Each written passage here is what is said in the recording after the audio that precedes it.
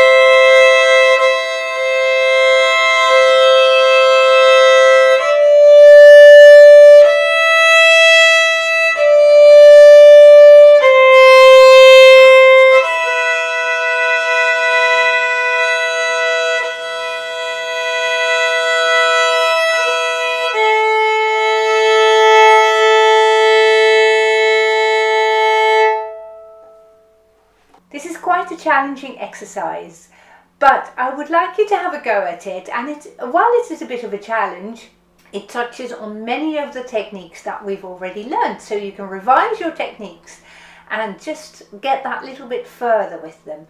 Now, you may have already noticed that as our time signature we've got a C, so we're playing in common time, which means we're counting to 4 in each bar. Each note in the first 2 bars gets 2 beats, so you go 1, 2, 3, 4, that is your new note. And then for the long notes where you see the double stops, you play the A and E together and you hold them for 4 counts.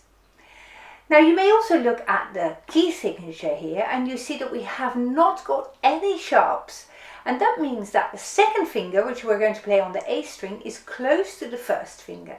So let's just practice that, shall we? Just so that we're prepared for when it comes later on. We're playing A, 1 and 2 close together. Okay, so that's where my second finger is going to go, and your third and fourth finger are always hovering above the strings. Now, what I also like you to work on specifically in this piece is that you bring your elbow under the violin, because we're going to create a tunnel, and I'll come to all of these things when we hit those spots where they appear in your piece. But you're going to have to let the E string ring while you play your fingers on the A string. So if you play like this, your fingers are actually stopping the E string, and we don't want that. So bring your elbow under the violin until you can see a little tunnel underneath. If you look alongside the E string like this, you should be able to see that it can ring free, so that you're not stopping it with your fingers like that, and then have a really nice straight wrist there. So if you are still finding that you're playing like this, today is the day that we're going to sort that out. So push your wrist out so that your fingers are a little bit higher above the fingerboard, and you really want to have this row of knuckles here level with the strings. So if you play like this, hoist your whole hand up a little bit more so that your finger base knuckles are level with the strings, and then you're going to be playing precisely on your fingertips here, bringing your elbow under so you create that little tunnel. Will you join me? We're going from the beginning. 1, 2, 3, 4.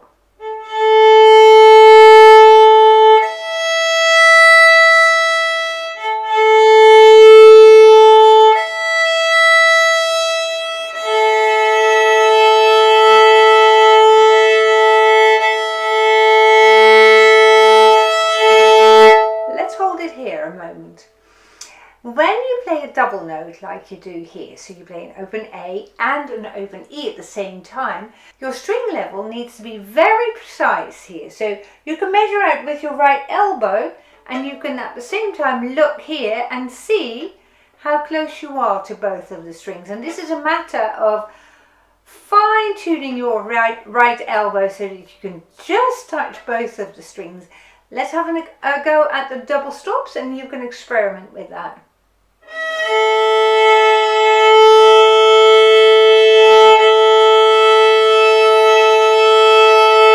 Awesome. So listen carefully what happens. If you keep missing the E string, it means that your elbow is a little bit too high. In that case, try to drop it down a little bit here.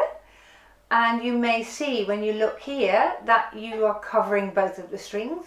However, if you keep missing the A string when you play your double stop, it means that your elbow's gone a little bit too far down. So lift up your elbow a tiny bit until you've precisely covered both of the strings.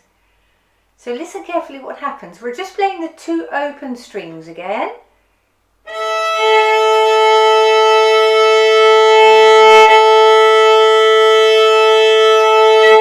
Are you playing both of them all the time, or are you wriggling a little bit? Sometimes missing the E, sometimes missing the A. And that is what we want to find out, exactly what happens. So you're going to be listening really, really carefully. And depending on what you find out when you listen, you can alternate your elbow a little bit. Either get it a little bit higher or get it a little bit lower. Now let's start again on those double notes again, and then we're going to move along with our piece, and we're going to see if we can reach the end of the first line. Here we go, on the 2 open strings, and 2.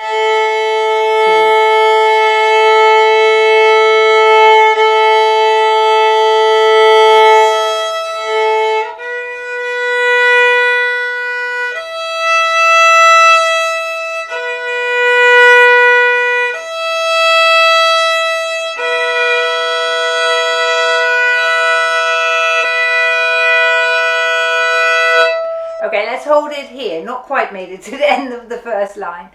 So this is where you're going to have to create your tunnel when you play the first finger on the A string and then followed by an open E string. So let's go from the 5th bar where you've got that B and then the E. So let's try it again.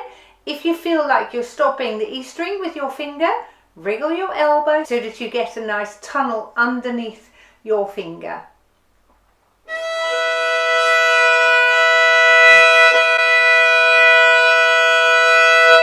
Now for some that is really, really challenging to do. Please don't worry about it, because this book introduces the double stops at quite an early stage. I think there are advantages to doing it that way, so that's why I wanted to include this in my video series as well. But if you find that extraordinarily difficult, it's okay. Okay, let's try it again. So you make sure that your finger knuckles are level with the E string, that your finger is high above the string like that. Can you see that? So I'm high up, and now I'm on my fingertip, really on the tip of my finger. Create that little tunnel with your elbow, remember? And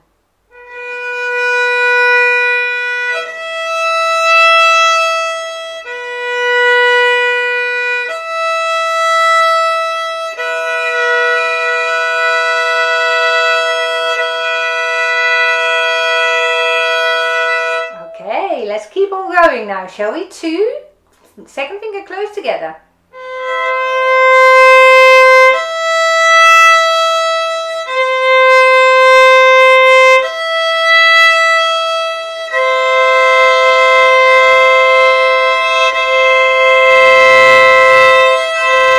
Awesome. And remember to leave that second finger down. Shall we start again? Where you first have the second finger.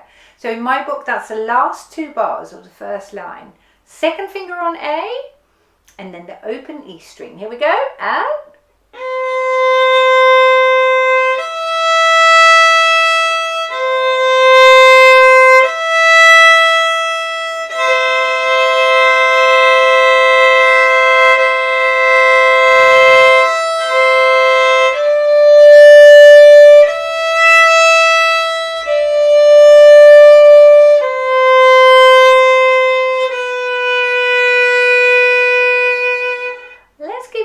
a little rest here, shall we? Because that is quite hard on the left arm. So if you feel your shoulder a little bit or your arm, just give it a little wriggle. That's quite normal at this stage, that it is really hard work. Luckily for us, the music continues with a slightly easier section. So let's pick it up now from the rest, about in the middle of the second line, on the open E string. So have your left hand in gear again with those fingers nice and high up, because we're going to play some double stops and fingers as well again. Okay, here we go. And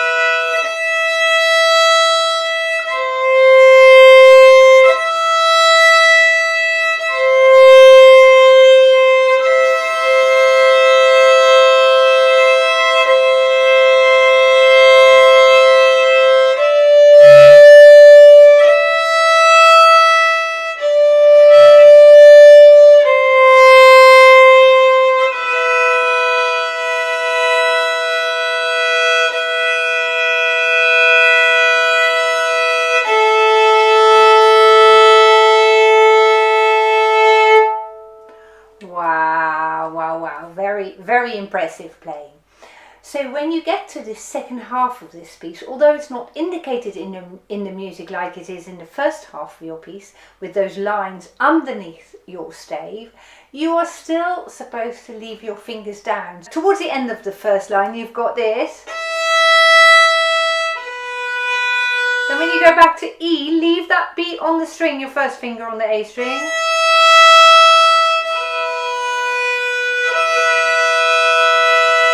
You see, it still stays on the A string there. So whilst that is not indicated in your music, I would encourage you to try and leave your finger down there.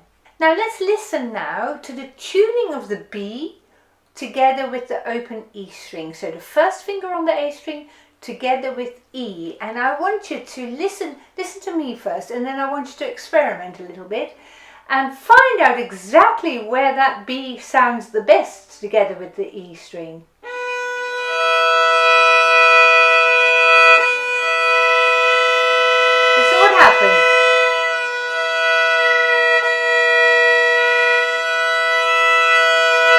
So I'm very slowly sliding my index finger up a tiny bit, down a tiny bit, and I'm finding that precise center of the note where the 2 notes sound beautifully together.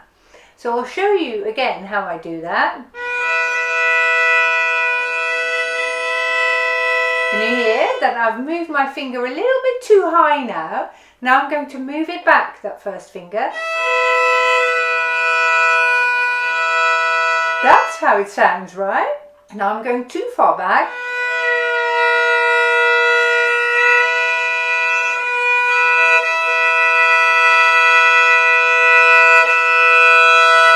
There we are. And this exercise exercise sharpens your hearing. So we're practicing deliberately going a little bit out of tune, then bringing it back in tune. Then we're deliberately going a little bit flat and bringing it back in tune, so that the ears start to tune in to what is in tune. Our ears are very adaptable things. That is a very good thing, but it can also work against you when you play the violin. If you play out of tune forever, your ears start to believe that that's right. Okay, so that's why we spend quite a lot of time trying to improve on your intonation, your playing in tune, so that your ears will know what's out of tune and what's in tune. Because they are so adaptable, they will easily believe, if you tell them out of tune is in tune all the time, they will start to believe that, you see. So can we practice this one more time? We're going to play the B, the first finger on the A string, together with the E, and we're just going to shift the finger a little bit, in tune and out of tune.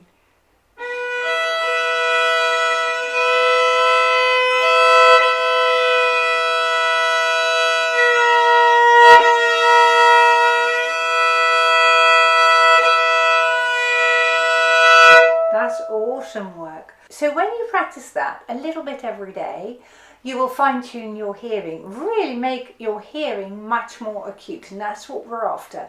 Now when you work on intonation like that, you want to make sure that your violin is spot on in tune. It's no use practicing double stops when your violin is even the slightest bit out of tune. So my golden rule for playing double stops is tune your violin frequently, because you can really fool yourself, and if your violin is out of tune and then you play double stops, you can imagine that your result is not as satisfying as when you are spot on in tune with your open strings in the first place.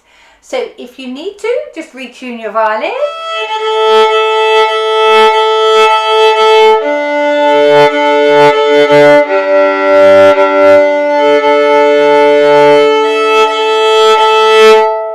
And then we'll play the whole song from the beginning again.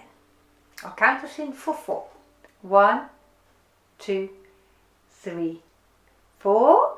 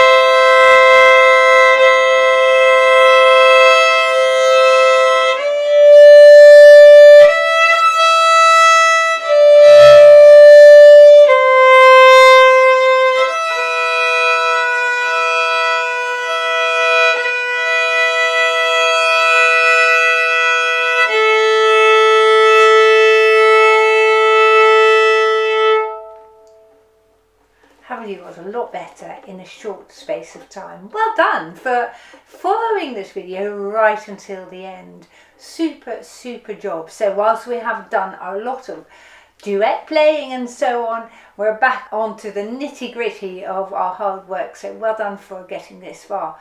Super. I very much look forward to seeing you again in the next lesson, but for now, goodbye.